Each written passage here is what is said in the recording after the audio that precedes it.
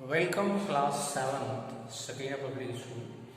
कल हमने अपना लेक्चर एलिमेंट कंपाउंड और मिक्सचर्स के बारे में था।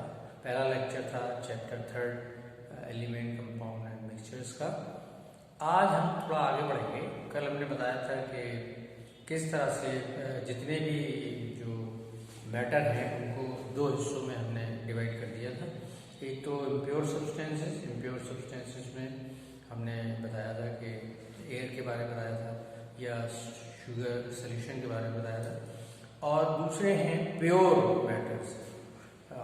प्योर मैटर्स में एलिमेंट किसी भी सब्सटेंस का एक ऐसा हिस्सा है जो बहुत ही, जिसको हम कहते हैं कि ये मैटर की सिंपलेस्ट फॉर्म है, और इस सिंपलेस्ट फॉर्म को किसी भी केमिकल या फिजिकल तरीके से हम और ज़्यादा सिंपलर या और ज़्यादा सिंपलेस्ट नहीं बना सकते। ये सिंपलेस्ट फॉर्म है, इसको हम और ज़्यादा सिंपल नहीं कर सकते और किसी तरीके से। देखिए, अगर आपको हम एक एलिमेंट दें, मान लीजिए हम आपको गोल्ड देते हैं और हम कहें इसको आप छोटा कीजिए, इसको मान लीजिए आपको कोई एक ऐसा हैमर दे दिया जाए कि भाई चलिए इससे आप कूट के इसके छोटे से छोटा पार्टिकल निकालिए, तो फिर देखेंगे कि इसमें वही प्रॉपर्टी है जो गोल्ड के बड़े टुकड़े में थी। तो पता ये चलता है कि इसके कितने ही टुकड़े कर दिए जाए, लेकिन इसका सबसे आखिरी सबसे छोटा टुकड़ा भी गोल्ड ही कहलाएगा, और इसमें भी वही एटम्स होंगे जो बड़े टुकड़े में थे। यानी नंबर ऑफ टाइनी पार्टिकल्स या एटम्स जितने भी होंगे सब एक सी प्रॉपर्टी रखने वाले होंगे। यही प्योरिटी की पहचान है। तो एलिमेंट जो है वो प्योरेस्ट फॉर्म है मैटर की, और हर एलिमेंट में अलग अलग उसके जो भी एटम्स हैं उनकी अपनी अपनी प्रॉपर्टी है। तो प्रॉपर्टी चेंज नहीं हो रही है, इसलिए इसको प्योर सब्सटेंसेस की कैटेगरी में रखा गया है। और इसके बारे में ये कहा गया है कि ये can not be make more simpler by any physical और केमिकल मेथड। तो लाइक एटम्स होंगे इसमें। तो पहले हम ये जान लें कि आखिर एलिमेंट कहाँ है। तो देखिए, हमारे इस प्लैनेट पर हमारी जो क्रस्ट है, अर्थ क्रस्ट, जिस पर हम खड़े रहते हैं या अपना मकान बना लेते हैं, अपना स्कूल बना लेते हैं, स्कूल की बेंचेज जिस पर रखी हुई है, टेबल जिस पर रखी हुई है, and I am standing on the earth crust. तो एलिमेंट जो है वो ज़्यादातर एलिमेंट्स अर्थ क्रस्ट में नेचुरल फॉर्म में मौजूद है। हम जानते हैं कि अब तक 118 एलिमेंट्स डिस्कवर हो चुके हैं, और इसके लिए साइंसदानों ने एक टेबल बना के रखी हुई है जिसको पीरियोडिक टेबल के नाम से जानते हैं। और ये जितने भी नए और पुराने एलिमेंट्स डिस्कवर्ड हैं ये सब इस टेबल में रखे जाते हैं। तो अब तक 118 डिस्कवर हो चुके हैं, इसमें से 92 नेचुरल,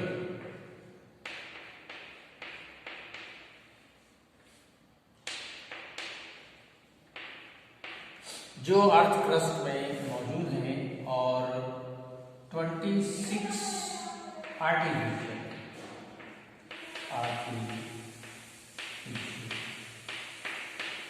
मेड बाय मैन और scientist, discovered by scientist. Earth crust में नहीं है 26, बल्कि ये साइंसदानों ने लेबोरेटरी में इनको तैयार किया है। ये भी प्योरेस्ट है। तो 180 में से 92 तो ऐसे एलिमेंट्स हैं जो अर्थ क्रस्ट में मौजूद हैं। तो ये 180 एलिमेंट और फिर इनके जरिए बनाए गए कंपाउंड्स के बारे में मैं बता दिया था आपको कि कंपाउंड्स भी प्योर है, क्योंकि इनमें जो एलिमेंट इनको बनाते हैं उनका प्रोपोर्शन हमेशा डेफिनेट रहता है, इसलिए वो भी। तो हमारे आसपास, हमारे चारों तरफ इस प्लैनेट पर 118 अब ऐसे 92 अर्थ क्रस्ट से निकाले गए हैं। जैसे अब एक चीज़ आप जैसे सिल्वर है, आयरन है, गोल्ड है, ये सब अर्थ क्रस्ट में मौजूद हैं अपने प्योरेस्ट फॉर्म में। और 26 आर्टिफिशियली सिंथेसाइज किए गए हैं साइंटिस्ट के जरिए लेबोरेटरीज में। लेकिन ये भी ऐसे हैं 26 कि अगर इनको एनालाइज किया जाए यू विल गेट सिमिलर और लाइक एटम्स इन देम। तो ये प्योरिटी की निशानी है। तो तमाम चीज़ें हमारे चारों तरफ जो है इन्हीं 118 एलिमेंट्स के मिलने से बनी है। यानी अगर हम अपने आसपास की किसी भी चीज़ को एनालाइज करेंगे तो हमको इन 118 में से बहुत सारे एटम्स या बहुत सारे एलिमेंट्स में मिल जाएंगे। जैसे हम शुगर को एनालाइज करेंगे अगर, तो हमको आखिर में मिलेगा hydrogen, oxygen, nitrogen, oxygen, hydrogen, carbon.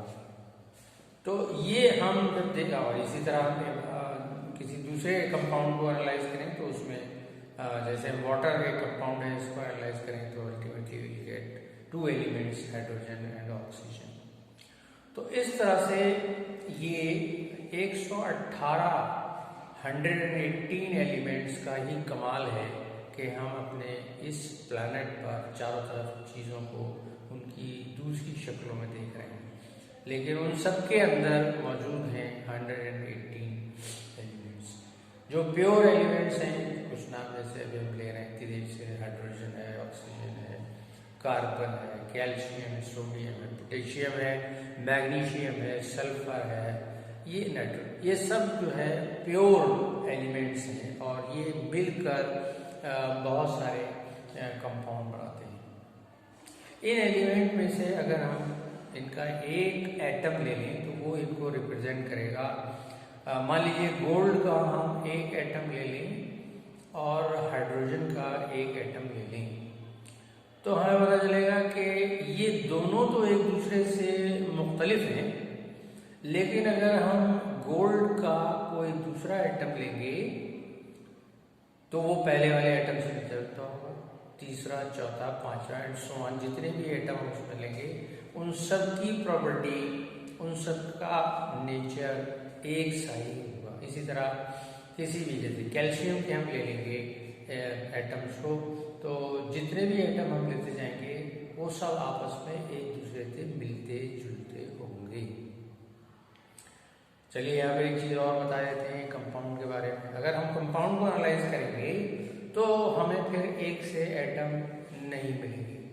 मान लीजिए अगर 2 एलिमेंट्स ने मिलकर एक कंपाउंड बनाया है तो हमको 2 टाइप के अलग अलग एटम्स उसमें मिल जाएंगे। यहाँ पर शर्त बस इतनी है कि कंपाउंड को प्योर इसलिए कहा गया है कि जो 2 तरह के एटम्स हमको मिले हैं ये इस पानी में कहीं पर भी इसी तरह के 2 तरह के एटम्स हमको मिलेंगे, तीसरी कोई काइंड हमको मिलेगी। इसी तरह शुगर जैसे कार्बन, हाइड्रोजन, ऑक्सीजन से मिलकर बने हैं, तो हमको कहीं से भी शुगर उठाएंगे तो हमको 3 तरह के एटम्स उसमें मिलेंगे और एक डेफिनेट प्रोपोर्शन में मिलेंगे, और वो है हाइड्रोजन, ऑक्सीजन और कार्बन के एटम्स। तो इस तरह से हमने जाना कि क्यों एलिमेंट्स जो हैं प्योर हैं। तो आज याद रखने की चीज़ ये है कि 118 टोटल एलिमेंट्स हैं। इसमें कुछ सॉलिड शक्ल में रहते हैं, कुछ लिक्विड की शक्ल में भी हैं। यानी अगर हम और इसको एलिमेंट्स को और ज़्यादा गहराई में जाएं तो फिर हमको पता चलेगा कि इसमें मेटल्स हैं, मेटेलिक एलिमेंट्स हैं, इसमें नॉन मेटेलिक एलिमेंट्स हैं और इसमें मेटेलॉइड एलिमेंट्स भी हैं। आगे देखें।